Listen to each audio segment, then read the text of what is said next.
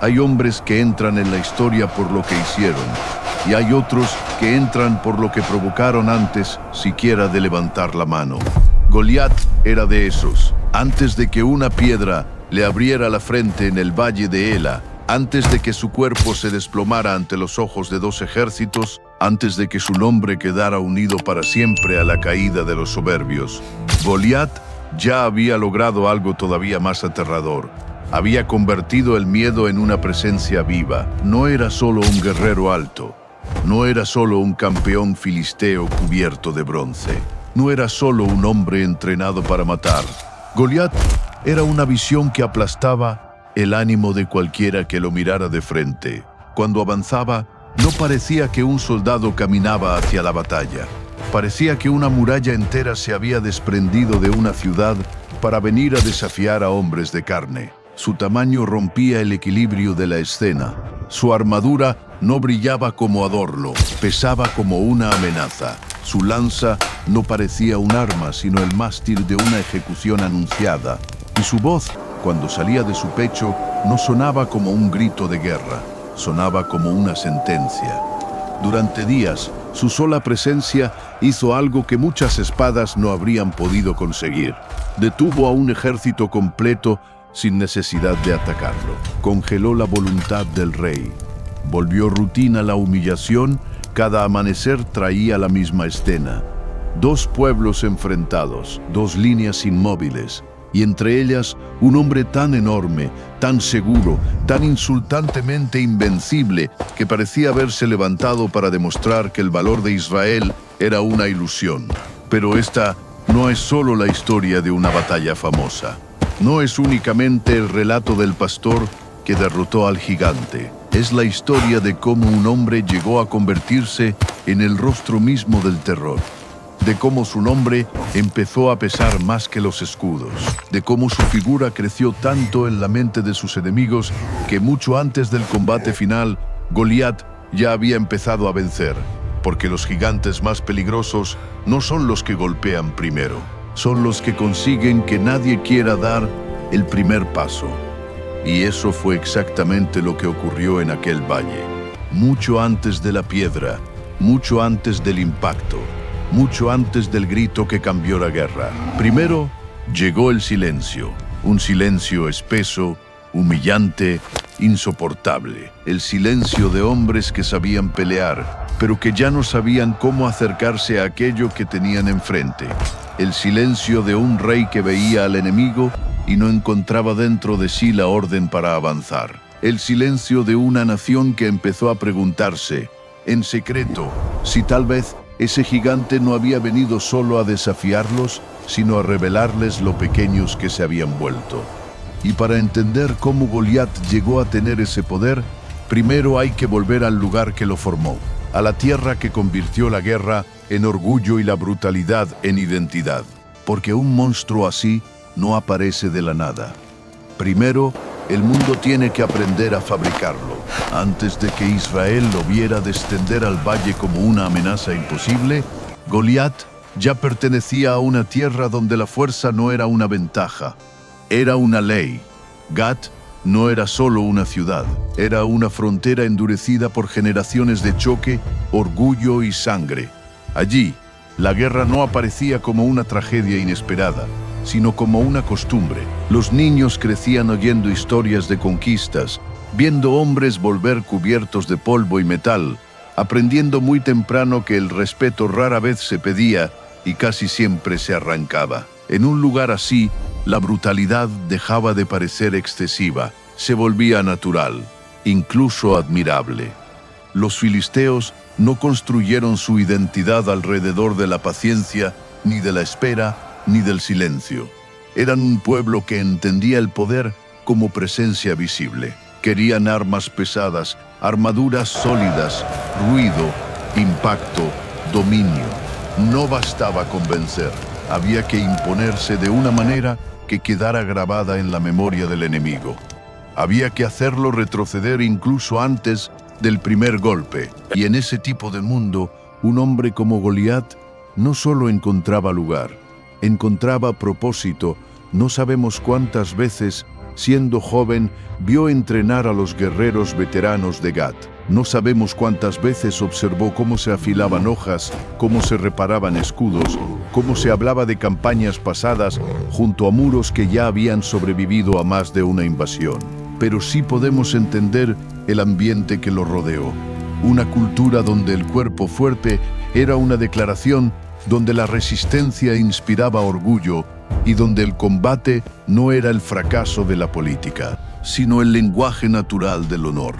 En Gat, la guerra no interrumpía la vida, le daba forma. Y entonces estaba él.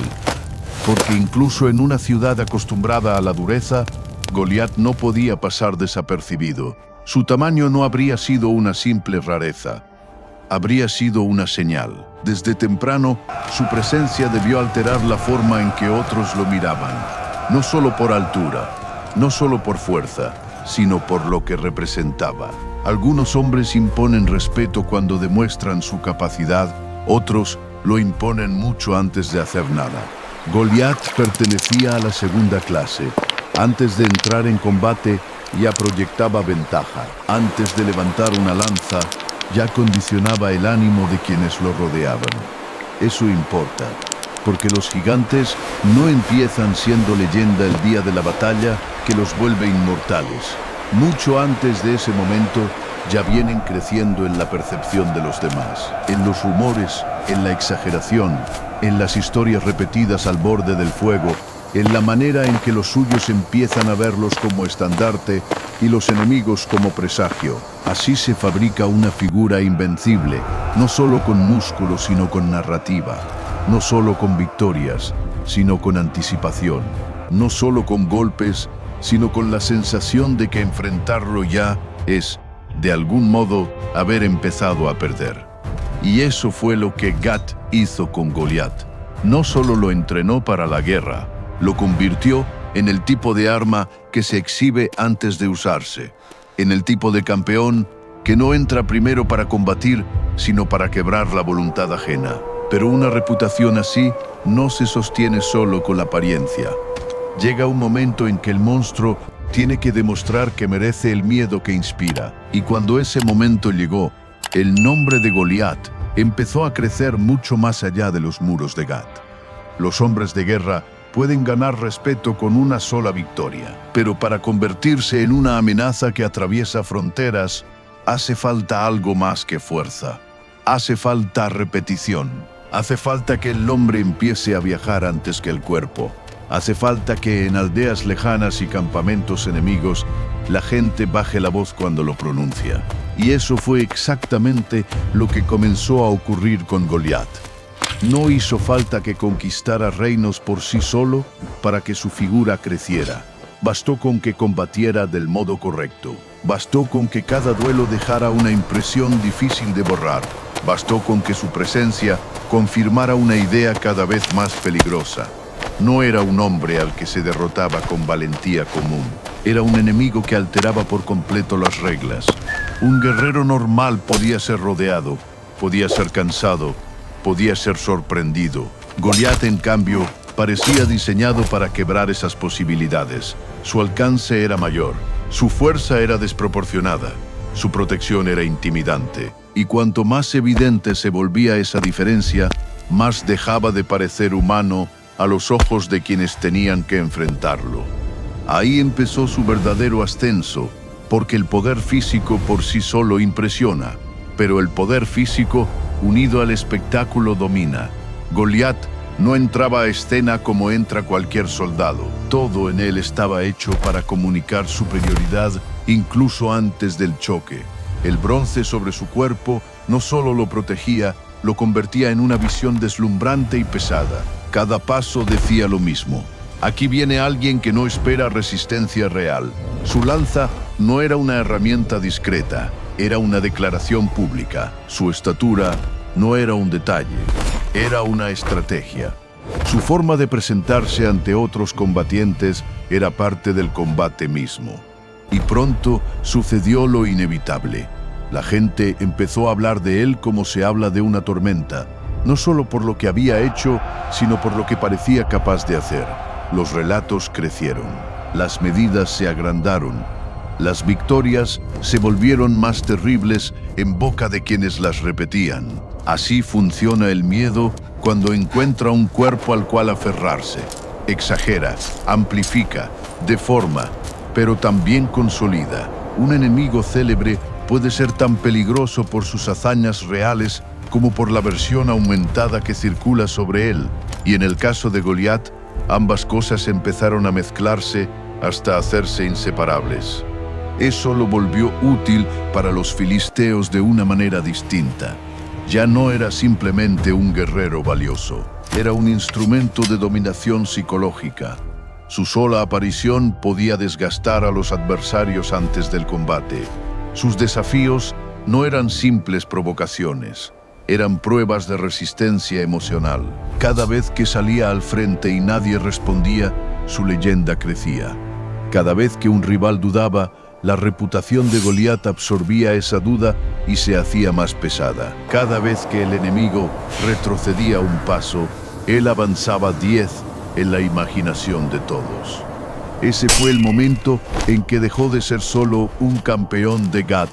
Se convirtió en un símbolo, en la prueba viviente de que algunos hombres nacen para aplastar y otros para temblar. Y cuando una figura así llega a un campo de guerra, ya no pelea solamente con armas, pelea con semanas de rumores, con años de fama, con el terror acumulado de quienes han escuchado demasiado antes de verlo por primera vez. Por eso, cuando finalmente apareció frente a Israel, no llegó solo, llegó acompañado por todo lo que su nombre ya había construido en la mente de los demás. El Valle de Ela no era solo un lugar de batalla, era una herida abierta entre dos voluntades que llevaban demasiado tiempo mirándose sin atreverse a cerrarse sobre la otra. A un lado estaban los filisteos, al otro, Israel. Dos elevaciones, dos ejércitos, dos pueblos sosteniendo la respiración sobre la misma franja de tierra. En otro contexto, habría sido el escenario clásico de un enfrentamiento directo, avance, choque, sangre, resultado. Pero aquel valle no iba a recordar una batalla común, iba a recordar una espera. Y en las guerras, a veces la espera destruye más que el golpe. Cada mañana el ritual se repetía. Los hombres tomaban posición. El metal rozaba el metal. Los escudos se alineaban. Las lanzas se levantaban. Todo parecía anunciar el instante previo al estallido. Pero entonces ocurría algo que rompía el movimiento natural de la guerra. Desde la línea filistea emergía una figura imposible de ignorar. Goliat descendía al centro del valle como si no estuviera caminando hacia un campo de batalla, sino hacia un escenario que le pertenecía. No apresuraba el paso, no lo necesitaba. Su ventaja no dependía de la velocidad, sino del efecto. Él entendía algo que muchos guerreros tardan una vida en descubrir. La batalla empieza mucho antes del primer impacto, y cuando se detenía entre ambos bandos, comenzaba la verdadera ofensiva. No atacaba de inmediato, hablaba, desafiaba, ridiculizaba, convertía la guerra en un espectáculo de humillación pública. No pedía un combate colectivo, porque eso habría repartido el riesgo. Exigía un hombre, uno solo, uno lo bastante valiente para salir de entre las filas de Israel y medirse con él frente a todos. Era una propuesta brillante en su crueldad. Si Israel aceptaba y perdía, no solo caía un guerrero, caía la dignidad de toda una nación. Si no aceptaba, la derrota empezaba a instalarse sin necesidad de sangre. Goliat no estaba ofreciendo un duelo, estaba construyendo una trampa en la que cualquier respuesta fortalecía su dominio. Y día tras día, el silencio de Israel respondió por ellos. Ese silencio fue haciendo algo peor que demostrar miedo. Empezó a reorganizar la realidad. El enemigo dejó de parecer simplemente fuerte y comenzó a parecer correcto. Goliat hablaba como quien ya había dictado sentencia. Israel escuchaba como quien en el fondo teme que la sentencia sea justa. Ahí es cuando una amenaza se vuelve verdaderamente peligrosa. No cuando hiere el cuerpo, sino cuando convence al adversario de que su derrota ya está escrita. Los soldados israelitas seguían armados, seguían en posición, seguían siendo un ejército, pero internamente algo se iba vaciando. Cada amanecer en que nadie salía al frente hacía más pesada la siguiente mañana. Cada insulto que quedaba sin respuesta corroía un poco más la imagen que tenían de sí mismos. Lo que al principio fue temor empezó a transformarse en hábito. Y el hábito del miedo es más difícil de romper que el miedo repentino, porque deja de sentirse como una emoción y empieza a parecer una verdad. Por eso, el valle se volvió una prisión invisible. No había cadenas, no había murallas cerrándose alrededor de Israel, pero el efecto era el mismo. Un solo hombre había logrado detener a un ejército completo, no por la violencia que ya había desatado, sino por la violencia que todos imaginaban que podía desatar. Y mientras Goliat siguiera ocupando ese centro, cada jornada haría más pequeño a Israel, más grande su voz y más profunda la pregunta que ninguno se atrevía a formular en voz alta. Si nadie puede enfrentarlo, ¿cuánto falta para que esta guerra ya esté perdida antes de empezar? En toda guerra llega un momento en que el enemigo deja de ser el único problema. El otro problema aparece dentro de la propia línea. Se mete en la respiración de los soldados, en la forma en que se miran unos a otros, en la manera en que esperan una orden que nunca termina de llegar. Y en el valle de Ela, mientras Goliat ocupaba el centro con su voz de desafío, el vacío más peligroso no estaba frente a Israel. Estaba en su liderazgo, porque al otro lado del valle no se encontraba una multitud sin dirección. Allí estaba Saúl, rey de Israel, el hombre que por posición, por historia y por apariencia debía haber sido el primero en responder. Saúl no era un desconocido, había sido levantado para guiar, para pelear, para representar la fuerza de la nación ante sus enemigos. Si alguien tenía que salir al frente cuando un campeón filisteo se burlaba del Dios de Israel y humillaba a su ejército día tras día, era él. Y sin embargo, cada mañana terminaba igual. Goliat hablaba y Saúl no avanzaba. Ese detalle cambió todo, porque cuando el rey duda, la duda deja de ser privada, se vuelve contagiosa. El temor de un soldado puede esconderse detrás de un escudo. El temor de un líder se filtra por toda la estructura. Cada hombre en aquellas filas podía soportar su propio miedo durante un tiempo. Lo que no podía soportar indefinidamente era la señal silenciosa de que incluso el trono había retrocedido. Saúl no necesitó decir «no podemos». Bastó con que no dijera «síganme», bastó con que no descendiera, bastó con que cada día permitiera que otro amanecer terminara sin respuesta. Así se fue pudriendo la moral, no de golpe, no con un colapso escandaloso, sino de la forma más peligrosa, lentamente. El ejército seguía allí, los estandartes seguían levantados, las armas seguían afiladas. Desde lejos, Israel todavía parecía listo para la guerra, pero por dentro, la repetición del desafío no respondido estaba haciendo su trabajo. Estaba vaciando la confianza de los hombres en sí mismos. Y todavía peor, estaba vaciando su confianza en la figura que debía concentrar esa valentía cuando faltara. Y una vez que un ejército deja de creer que su líder abrirá el camino, empieza a pelear dos guerras al mismo tiempo. Una contra el enemigo visible y otra contra la descomposición interna. Eso explica por qué el silencio del campamento se volvió tan pesado. No era solo miedo a la fuerza de Goliat, era el cansancio de ver que nadie rompía el patrón. Era la humillación de despertarse sabiendo cómo terminaría la mañana. Era la sensación de estar atrapados en un ciclo donde el gigante siempre hablaría, siempre insultaría, siempre provocaría, y ellos siempre volverían a quedarse inmóviles. Cada jornada repetida convertía el desafío en un ritual de derrota anticipada. Y cuando una nación llega a ese punto, ya no necesita haber perdido una batalla para sentirse vencida.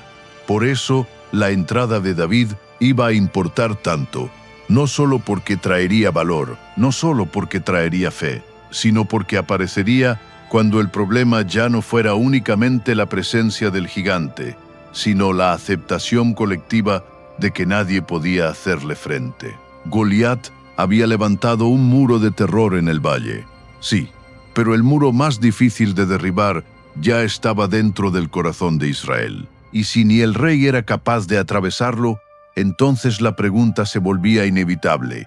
¿De dónde podría salir el hombre que se atreviera a romper lo que Saúl había dejado intacto? Y entonces, cuando el valle ya parecía resignado a repetir la misma humillación una mañana tras otra, apareció alguien que no pertenecía a esa lógica. David no llegó como un guerrero célebre, no descendió al campamento rodeado de escuderos, no venía cubierto de metal, ni con fama de matar hombres, ni con el peso de un rango que obligara a otros a abrirle paso. Llegó con la sencillez de una tarea menor, con pan, provisiones y el encargo de llevar alimento a sus hermanos y regresar con noticias. A los ojos de cualquiera, era apenas un muchacho entrando donde otros, mucho más preparados, ya llevaban días soportando la presión.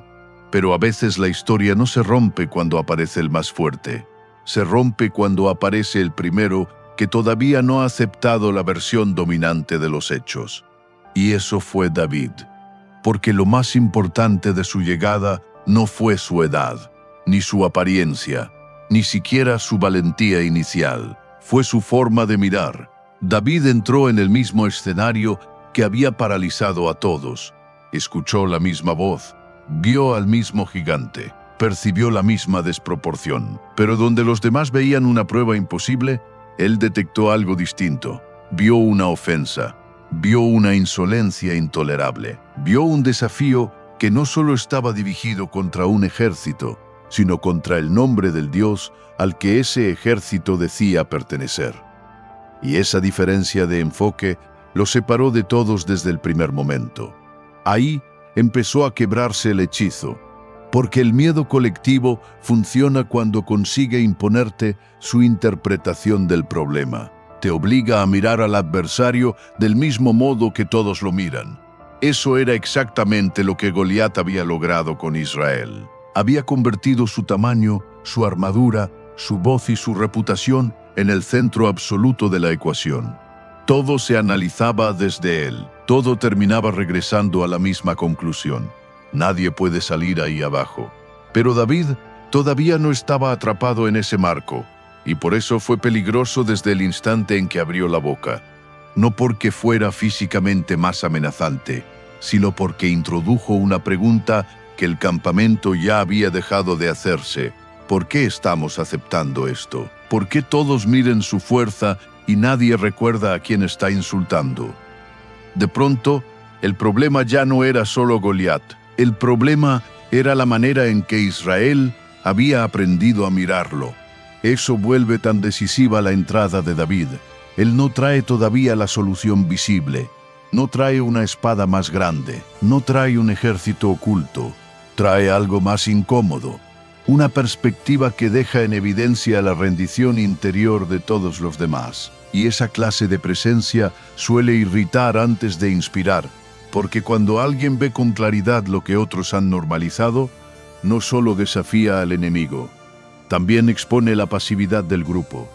Por eso, su sola reacción empezó a alterar el ambiente. Mientras los veteranos habían aprendido a convivir con la vergüenza diaria, David respondía como si aquella escena siguiera siendo tan escandalosa como el primer día, mientras otros ya aceptaban el lenguaje del gigante. Él lo rechazaba desde la raíz. Mientras el valle parecía girar alrededor del miedo, David introdujo una fuerza nueva, la negativa a inclinar la mente antes que el cuerpo. Pero una cosa era verlo distinto, y otra muy diferente era atreverse a actuar. Porque en el momento en que sus palabras empezaron a correr por el campamento, la guerra dejó de ser una rutina paralizada y empezó a acercarse al punto del que ya nadie podría volver atrás. Las palabras de David no tardaron en moverse por el campamento. En un lugar donde durante días solo se había repetido la voz del gigante y el silencio de los hombres, cualquier frase distinta tenía que llamar la atención. Pero lo que empezó a circular no fue solo la noticia de que un muchacho estaba indignado. Lo perturbador era que no hablaba como alguien impresionado por Goliat. Hablaba como alguien incapaz de concederle el lugar que todos ya le habían dado. Y eso no podía pasar desapercibido. Porque cuando un sistema entero se ha acostumbrado a una humillación, el primero que la rechaza no siempre parece valiente. A veces parece imprudente, a veces parece insolente. Muchos en Israel debieron verlo así. ¿Quién era para hablar de ese modo? ¿Qué podía saber aquel joven de guerra, de acero y de sangre derramada? ¿Qué derecho tenía a sonar tan seguro cuando hombres curtidos llevaban días retrocediendo por una razón demasiado visible? Ese choque era inevitable, porque David no estaba entrando en un campamento lleno de cobardes simples. Estaba entrando en un lugar gobernado por una lógica que parecía sensata. Goliat era más grande, más fuerte, mejor armado, más experimentado. Todo lo observable estaba de su lado. Y sin embargo, David insistía en mirar la escena desde otro punto. No preguntaba primero cuánto pesaba la armadura del gigante. No se detenía en la longitud de su lanza. David se negaba a concederle a Goliat el derecho de definir la batalla. Ahí es donde su atrevimiento comenzó a hacerse insoportable. Porque una cosa es tolerar el miedo mientras todos lo comparten. Otra muy distinta es seguir justificándolo cuando alguien, sin más rango ni protección que su convicción, empieza a cuestionarlo en voz alta. David no solo estaba contradiciendo al gigante, estaba desnudando la resignación del campamento. Cada palabra suya obligaba a los demás a escuchar algo que habían intentado no pensar. Tal vez el problema no era solamente la fuerza del enemigo, sino la forma en que ellos habían decidido interpretarla. Por eso su presencia generó fricción primero en su entorno más cercano, luego en quienes escucharon sus preguntas y finalmente en la estructura del poder, porque las palabras de un hombre así solo podían terminar en dos lugares, o eran aplastadas por la prudencia o llegaban hasta el rey. Y llegaron. Saúl escuchó hablar del muchacho que se ofrecía a enfrentar al campeón filisteo, y el contraste debió de ser casi absurdo. De un lado, el gigante de Gat, años de guerra, metal, reputación y brutalidad. Del otro, David joven, sin armadura propia, sin nada que encajara con la imagen esperada de un libertador. Pero precisamente por eso, ese encuentro iba a importar tanto, porque allí no iban a chocar solo dos personas, iban a enfrentarse dos maneras de entender la guerra. Saúl habló desde la lógica del peso, de la experiencia, de la proporción visible. David respondió desde la memoria de lo que ya había vivido cuando nadie lo observaba. No negó el peligro, no fingió que Goliat fuera pequeño. Lo que hizo fue más desconcertante. Rehusó aceptar que el tamaño del enemigo tuviera la última palabra. Recordó leones, recordó osos, recordó rescates imposibles, recordó que la fidelidad de Dios no había sido una idea cómoda, sino una fuerza real en medio del peligro. Y en ese instante, la guerra cambió de forma, porque ya no se trataba solo de si David tenía el valor de bajar al valle. La pregunta más inquietante era otra. ¿Qué ocurre cuando un hombre sin apariencia de campeón empieza a hablar como si ya hubiera visto la caída del gigante antes de que nadie más pudiera imaginarla? El valle seguía allí, el mismo polvo, el mismo aire cargado, las mismas dos líneas enfrentadas, pero ya no era el mismo escenario. Hasta ese momento, todo había girado alrededor de la voz de Goliat. Él marcaba el ritmo, él imponía la espera, él decidía cuándo hablar, cuándo humillar, cuándo convertir el campo de guerra en su propio teatro. Pero en el instante en que David descendió, algo cambió. Por primera vez, el gigante ya no tenía delante a un ejército inmóvil. Tenía delante a alguien que venía a romper la lógica que lo había hecho invencible. Y Goliat lo vio. Vio a un joven, vio poca edad, vio falta de armadura, vio lo que, Para cualquier ojo entrenado en la brutalidad militar, solo podía parecer una ofensa. Aquel no era el rival que un campeón esperaba. No era el hombre que justificaría su fama. No era una amenaza digna de su tamaño. Y por eso su reacción fue el desprecio, no un desprecio contenido, sino abierto, casi incrédulo, como si la sola visión de David confirmara que Israel ya no tenía fuerza, ni honor, ni juicio.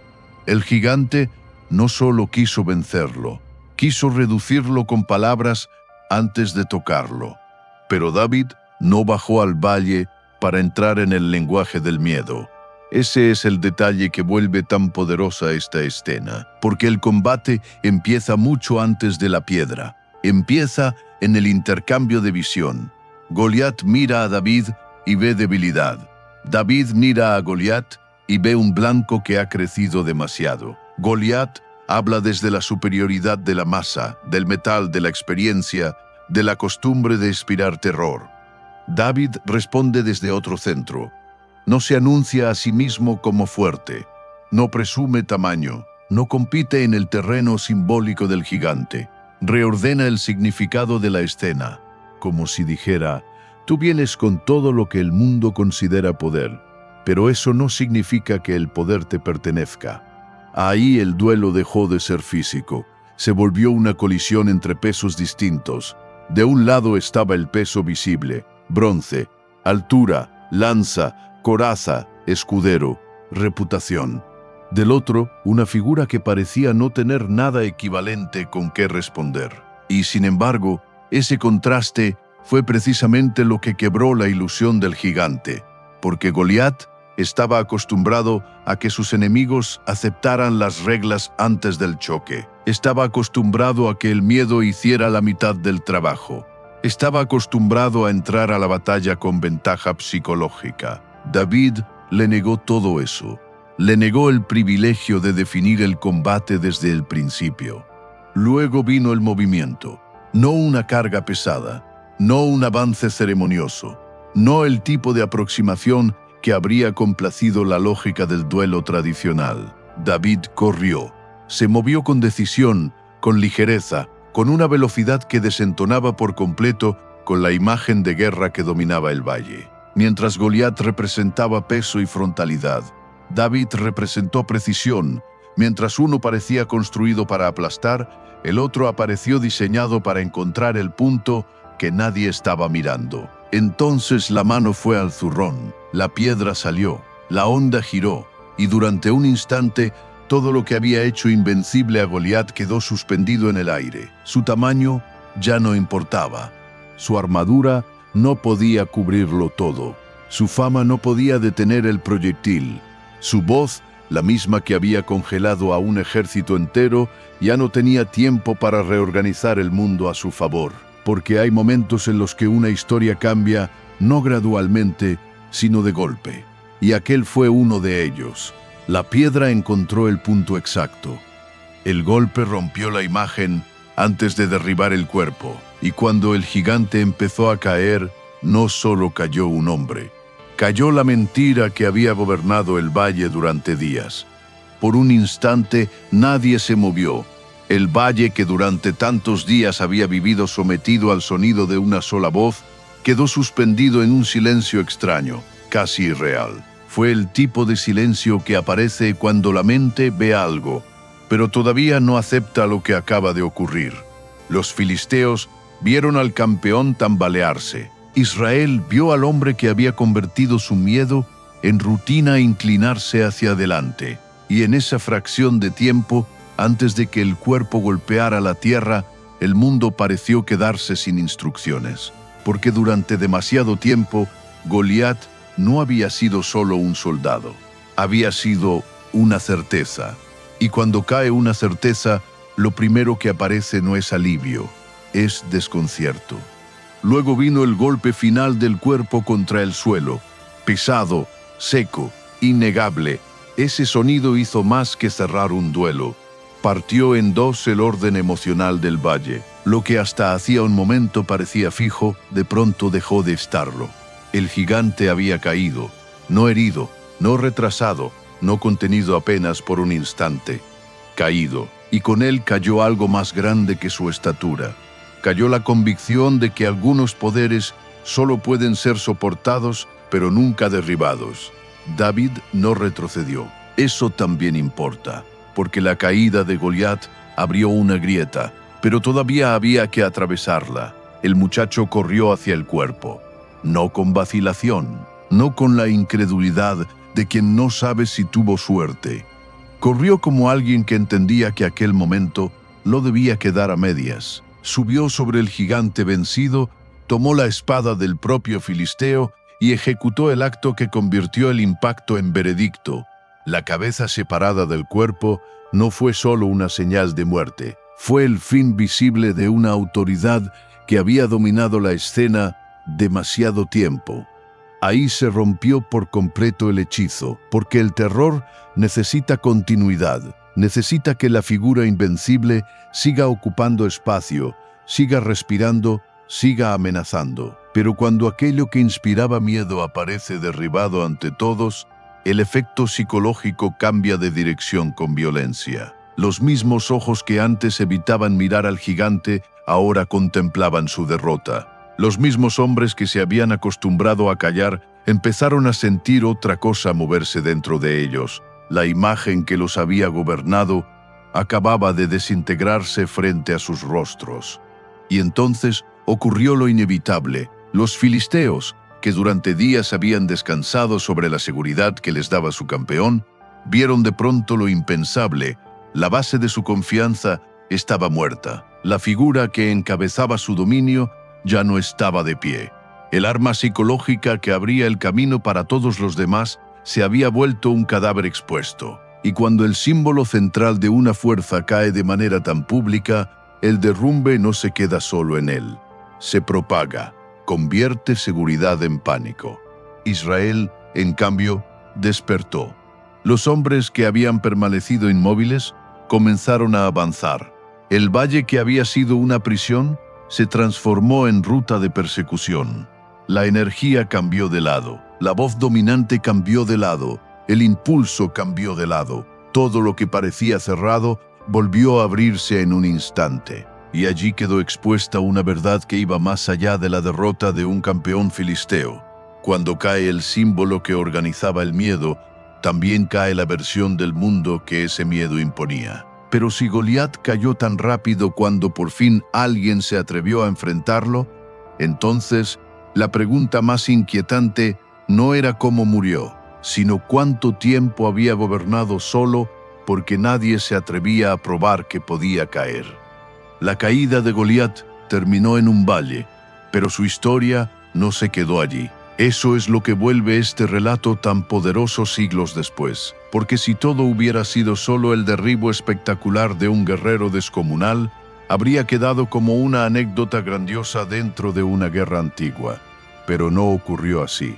Goliat sobrevivió a su propia muerte de una forma extraña. Siguió de pie la imaginación de generaciones enteras. Siguió regresando cada vez que un hombre, un pueblo o una época tuvieron delante algo que parecía demasiado grande para ser confrontado. Por eso, su historia nunca habla solo de tamaño. Habla de sistemas de miedo. Habla de amenazas que se vuelven normales por repetición. Habla del daño que produce una humillación diaria cuando nadie la interrumpe. Habla de líderes que retroceden, de grupos que se acostumbran a callar y de enemigos que crecen tanto en la mente de los demás que terminan gobernando antes de atacar. Goliat representa todo eso, no solo un cuerpo inmenso cubierto de bronce, sino una lógica. La lógica que dice que aquello que domina la vista también debe dominar el resultado. Y ahí es donde David sigue rompiendo la historia, porque David no venció solamente a un hombre, venció una interpretación. Se negó a aceptar que el poder perteneciera automáticamente a quien más impresionaba los sentidos. Mientras todos organizaban su pensamiento alrededor del tamaño del gigante, David reorganizó el significado de la escena desde otro centro. Y esa es la razón por la que su victoria sigue resonando. No porque fuera el más fuerte, sino porque fue el primero en rechazar la mentira que los demás ya habían aprendido a obedecer. Eso convierte el relato en algo más incómodo de lo que parece, porque obliga a mirar no solo al gigante, sino al tiempo que se le concedió. Obliga a preguntarse cuántos días gobernó Goliat antes de caer, cuántas veces su voz bastó para detener cuerpos, decisiones y voluntades. Y ahí aparece una verdad inquietante. Algunos gigantes no duran tanto por la fuerza que tienen, sino por el espacio interior que se les entrega. Por eso, la caída de Goliat no fue solo una victoria militar. Fue una revelación. La revelación de que el terror puede parecer eterno hasta que alguien rompe su marco. La revelación de que la intimidación pierde mucho de su poder cuando deja de ser aceptada como una ley natural. La revelación de que el momento más peligroso para un falso gigante no es cuando enfrenta a un rival más grande, sino cuando por fin se encuentra con alguien que ya no cree en su dominio. Y quizá por eso esta historia nunca envejece, porque el gigante cambia de forma, pero la mecánica sigue siendo la misma. Primero aparece algo que intimida, luego ese algo ocupa el centro, después la mente se acostumbra, más tarde el silencio lo fortalece, y al final, cuando ya parece demasiado tarde, basta una ruptura para demostrar que el poder que parecía absoluto dependía, en parte, de no haber sido desafiado. Goliat cayó en el instante en que una piedra encontró su frente, pero empezó a caer mucho antes, en el momento exacto en que apareció un hombre dispuesto a negar que su tamaño decidiera la verdad. Si quieres seguir viendo historias bíblicas contadas con esta intensidad, suscríbete al canal y dale like al video.